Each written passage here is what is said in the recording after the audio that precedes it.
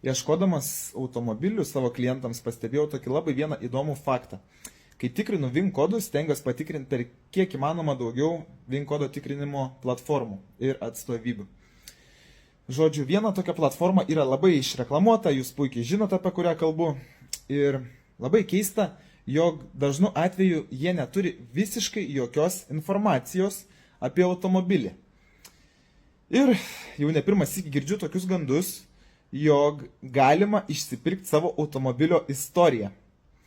Ir vat kaip tik šiandien tikrinom klientui automobilį, kuris buvo Olandijoje, dėl BPM susigražinimo buvo registruotas Vokietijoje ir visiškai dingo istorija.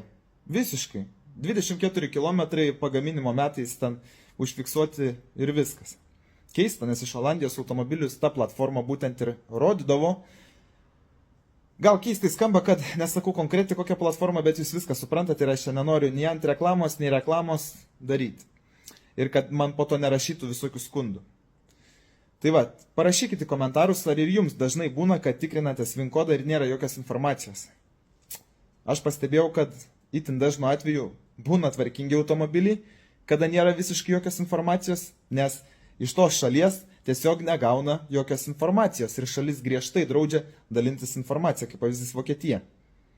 Arba gali būti ir ištrinta ta informacija už kažkokią pinigų sumą.